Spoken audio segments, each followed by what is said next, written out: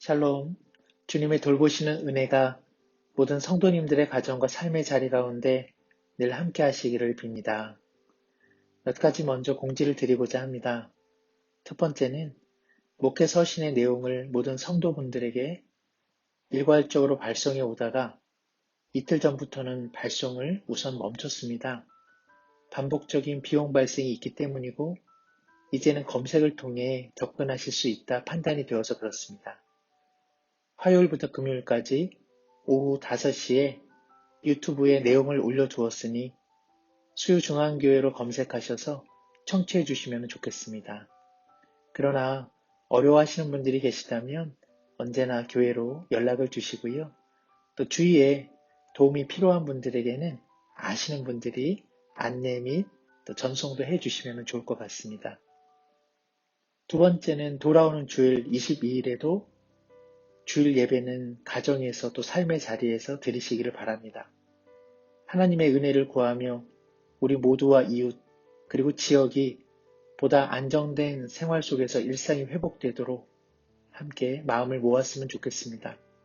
삶의 자리에서 더욱 진정 어린 마음으로 예배를 드리실 때에 우리 하나님 기뻐 받으실 줄로 믿습니다.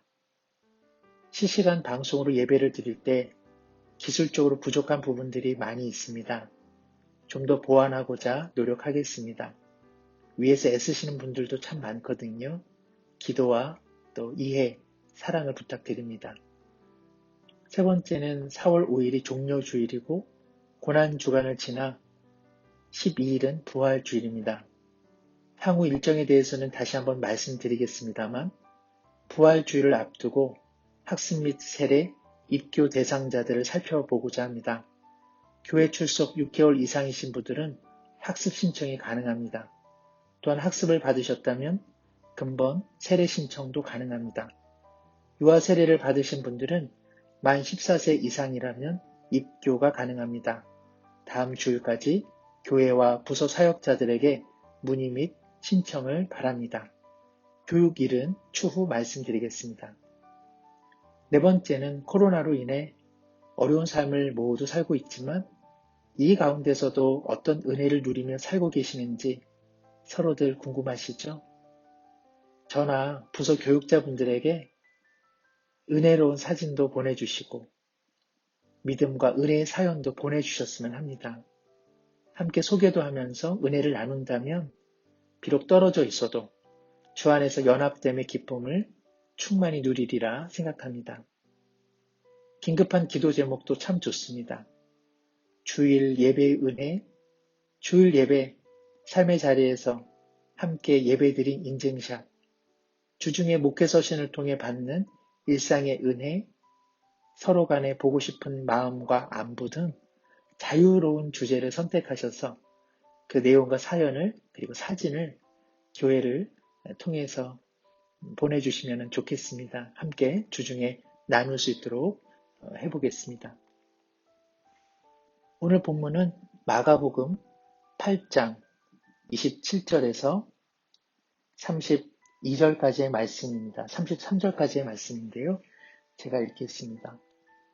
예수와 제자들이 빌립보 가이사랴 여러 마을로 나가실세 길에서 제자들에게 물어 이르시되 사람들이 나를 누구라고 하느냐 제자들이 여짜와 이르되 세례 요한이라 하고 더러는 엘리야 더러는 선지자 중 하나라 하나이다. 또 물으시되 너희는 나를 누구라 하느냐 베드로가 대답하여 이르되 주는 그리스도 신이이다 하매 이에 자기의 일을 아무에게도 말하지 말라 경고하시고 인자가 많은 고난을 받고 장로들과 대제사장들과 서기관들에게 버림받으여 죽임을 당하고 사흘 만에 살아나야 할 것을 비로소 그들에게 가르치시되 드러내놓고 이 말씀을 하시니 베드로가 예수를 붙들고 항변하매 예수께서 돌이키사 제자들을 보시며 베드로를 꾸짖어 이르시되 사탄아 내 뒤로 물러가라 내가 하나님의 일을 생각하지 아니하고 도리어 사람의 일을 생각하는도다 하시고 아멘. 오늘 내용을 여는 중요한 질문은 이것입니다. 사람들이 나를 누구라고 하느냐? 너희는 나를 누구라 하느냐? 우리 모두는 자신에 대해 다른 사람이 어떻게 생각하고 있는가 관심을 갖습니다. 직장에서는 함께 일하는 직원들이 나를 어떻게 생각하는지, 가족 안에서는 아내 혹은 남편이 또는 자녀들이 나를 어떻게 생각하는지, 친구들과의 관계 속에서 친구들은 나를 어떻게 생각하는지 궁금하죠. 궁금하지 않다가도 누가 당신을 이렇게 생각하는데 라는 말을 들으면 의식하게 됩니다. 내가 생각하는 나와 일치하여 생각해주면 고마운 마음이 들고요. 반대로 내가 나를 생각하는 것과 다르게 판단하고 생각하면 나에 대해 뭘 안다고 그런 소리를 하지? 그런 마음의 상함이 있게 됩니다. 예수님께서 자신에 대해 어떻게 생각하고 있는지 질문하신 이유는 무엇일까요? 예수님 자신의 평판에 관심이 있으셔서 그러셨을까요? 마가복음의 주요 주제는 제자도, 즉 주님께 부름받은 제자의 삶이란 무엇인가 하는 것입니다. 이 렌즈를 가지고 마가복음을 읽기도 하고 듣기도 하시면 좋은데요.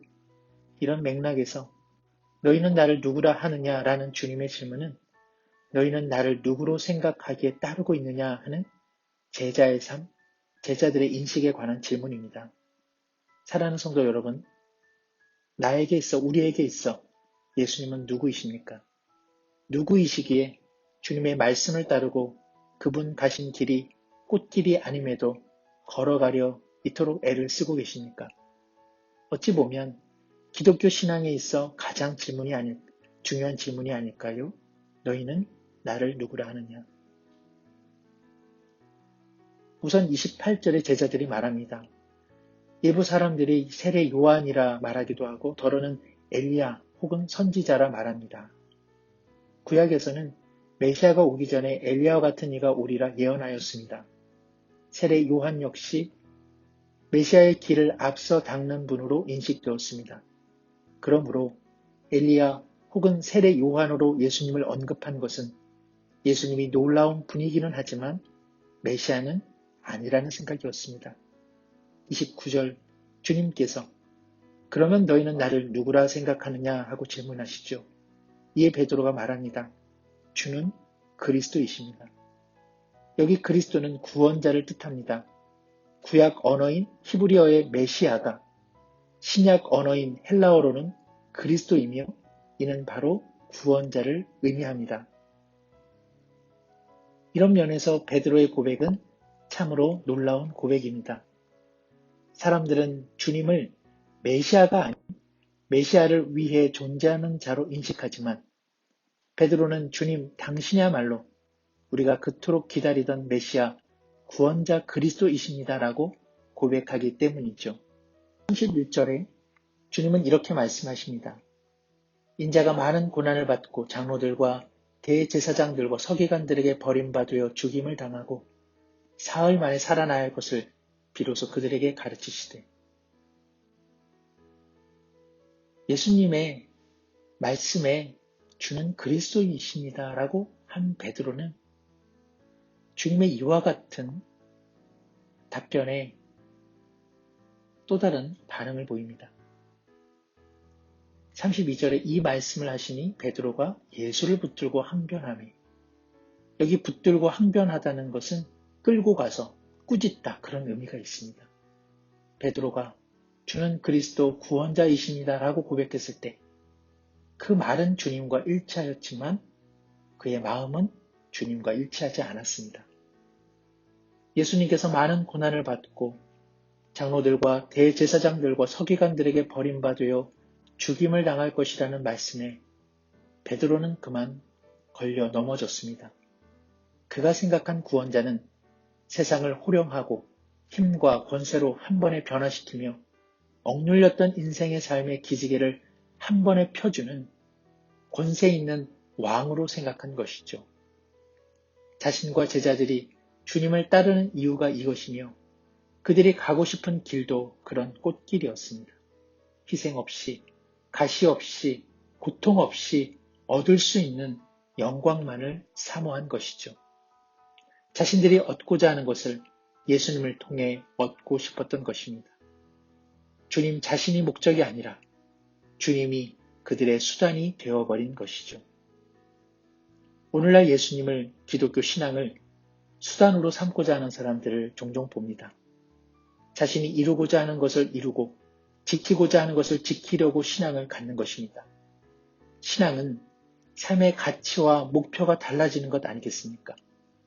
오히려 신앙을 통해 기존의 자신의 비전, 야망, 이루려는 꿈들을 내려놓는 것 아니겠습니까? 그러나 여전히 자신의 비전, 자신의 야망을 이루고자 예수님을 믿음을 수단 삼는다면 이는 종교 생활에 불과할 것입니다. 사랑하는 성도 여러분, 기도의 말과 신앙의 말보다 참으로 중요한 것은 주님에 대한 바른 인식입니다. 신앙생활에 있어 주님에 대한 바른 생각, 주님 가신 길에 대한 바른 이해, 그 외의 것들은 사변이요, 비본질이며 참으로 중요한 것이 아닙니다. 신앙생활에 중요하지 않은 일에 대해 열정과 열심을 내고 오직 중요한 주님에 대한 인식과 제자의 길에 대해서는 주님과 불일치하고 있는 것은 아닌지 돌아봄이 필요한 것이죠. 사랑하는 성도 여러분, 하루하루 우리 모두의 일상이 신앙의 자리가 될 수 있는 가닥은 무엇일까요? 그것은 주님께서 우리에게 언제나 묻고 계시기 때문입니다. 너희는 나를 누구라 하느냐? 바라기는 우리 모두 단순한 입술의 고백으로 답이 드려지는 것 아니라 삶에서 사람들과의 관계 속에서 행함을 통해 주님께 답해지는 그런 삶 살기를 간절히 소망합니다. 이 시간 잠시 함께 기도하기를 원하는데요. 주님이 수단되지 않게 하시고 신앙생활의 부수적인 것에 마음 잃지 않게 하시고 주님 가신 그 길을 주님과 함께 동행할 수 있도록 인도해 주옵소서. 오늘 말씀을 갖고 함께 기도하기 원합니다. 두 번째는 금주 예배를 위해 기도 부탁드립니다. 삶의 자리에서 우리의 예배를 주님께서는 기뻐 받으시는 줄로 믿습니다. 이러할진대 우리의 한계, 우리의 형편, 또 여러 가지 제약 상황 속에서도 주님을 더욱 바라보는 예배자, 주일 예배가 되게 하여 주옵소서. 환경에 연연하기보다 성령께서 그리고 말씀과 찬양과 감사가 있나니 우리 모두 주님 앞에 온전한 예배가 되게 하여 주옵소서. 온라인 예배 접근이 어려운 분들을 위해서 기도해 주시기를 바랍니다. 또 환우들을 위해서도 기도해 주시기를 바랍니다. 성령께서 저들에게도 같은 은혜를 내려 주옵소서. 나라와 민족 가운데 치유의 은혜를 주옵소서. 이 시간에 우리 잠시 한번 함께 기도하겠습니다.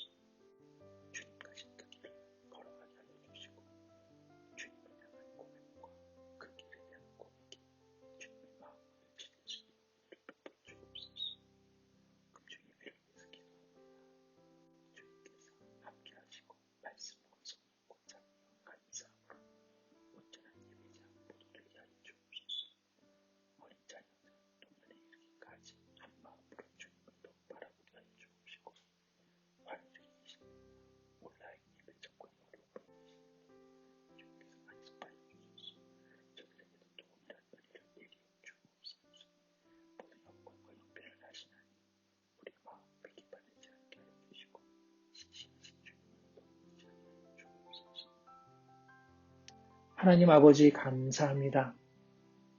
우리 모두 예수님이 삶의 모든 것 되게 하여 주옵소서.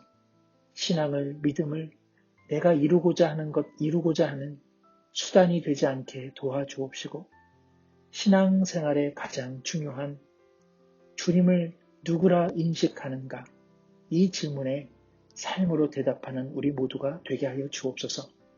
신앙생활의 부수적인 것에 마음 잃지 않게 하여 주옵시고 오늘도 우리를 부르시는 제자의 길을 주님 의지에 뚜벅뚜벅 걸어가는 우리 모두가 되게 하여 주옵소서. 금주 드려줄 예배를 위해 기도합니다. 삶의 자리에서 우리의 예배를 언제나 기뻐 받아주시니 진실로 감사를 드립니다. 가정에서, 삶의 자리에서 드리는 한계가 있지만 그 한계가 주님 만나는 제약이 될 수는 없는 줄로 압니다.